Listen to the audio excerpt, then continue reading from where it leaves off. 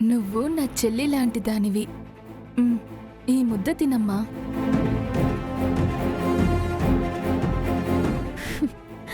ఆహా,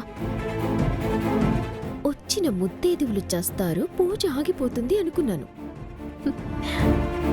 నా శత్రువే చేస్తుంది. ఈ దెబ్బతో ఈ లక్ష్మీపీఠ విరుగుడవుతుంది.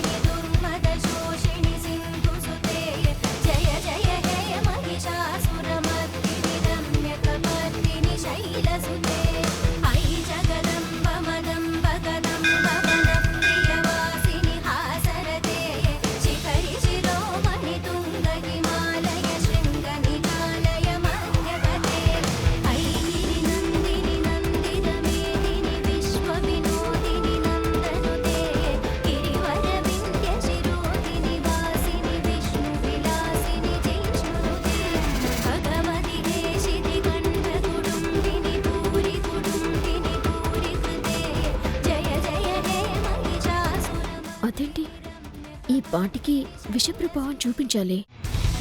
వీళ్ళకేం కావట్లేదేంటి?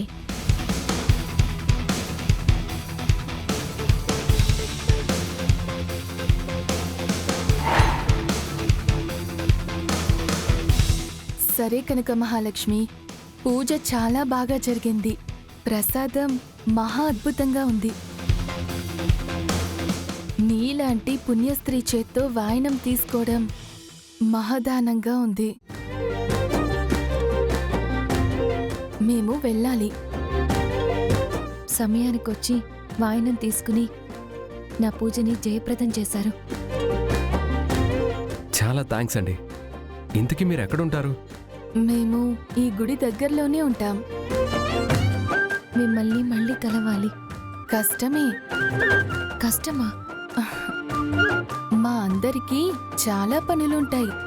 వాటిని వదిలేసి రావడం కష్టమే అంటున్నాను. విహారీ గారు,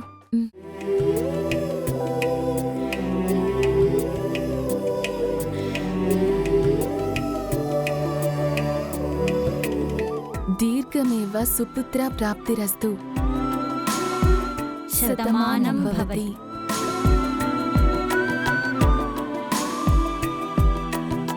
సరే లక్ష్మి, మేం వెళ్ళొస్తాము.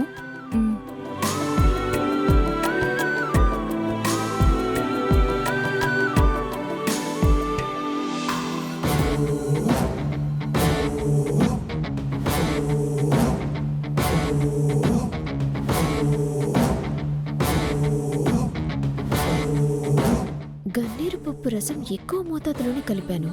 ఈ పాటికి వాళ్ళు పడిపోవాలి కదా.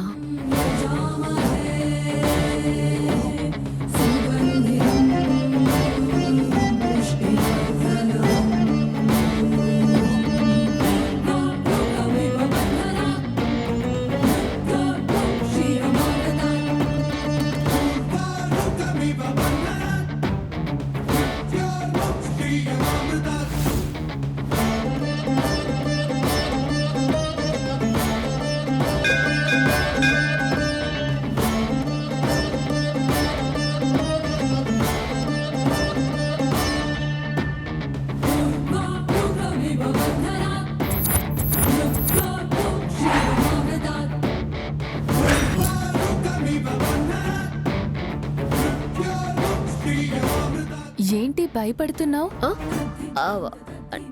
నేనేమి భయపడట్లేదే. సరే, కనక మహాలక్ష్మి ఇచ్చిన ప్రసాదం నువ్వు కూడా తిను. నాకొద్దు. అమ్మవారి ప్రసాదాన్ని వద్దు అనకూడదు. వీళ్ళకేం కాలేదంటే ఆ విషయం పనిచేయలేదనుకుంటా.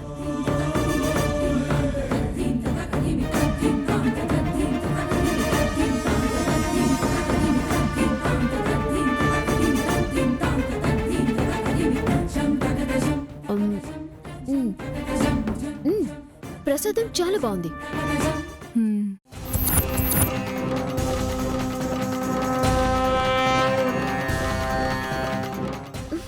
ఇదేంటి ఒళ్ళంతా దురదగా ఉంది? అమ్మా! ఆ! ఆ!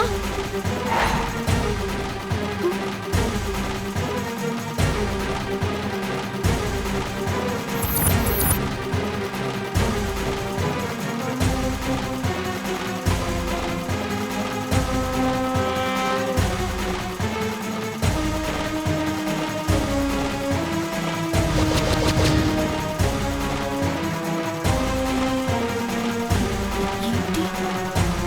నాకివిడ అమ్మవాళ్ళ కనిపిస్తోంది.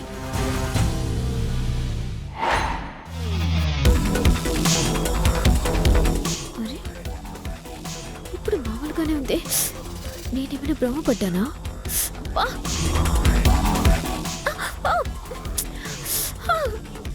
ఏంటి ఒళ్ళంతా దురద పెడుతుందా?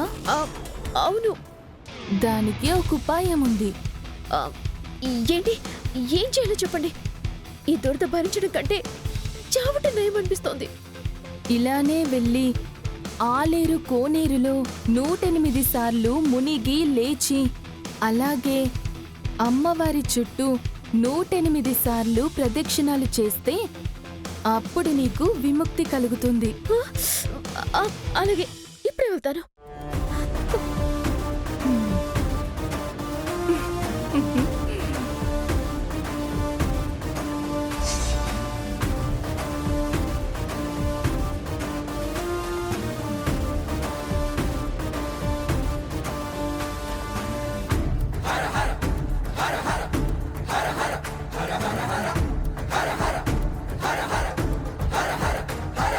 అమ్మయ్యా, ఈ నీళ్లు చల్లగా ఉన్నాయి.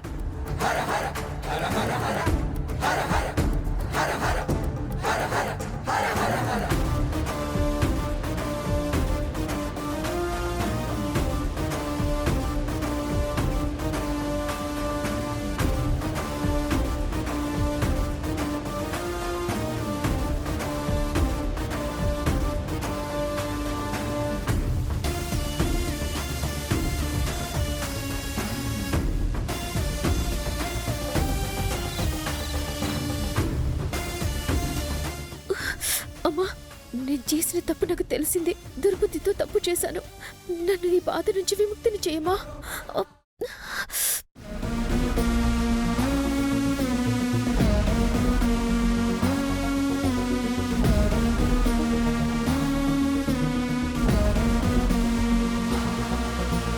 విశ్వంభరా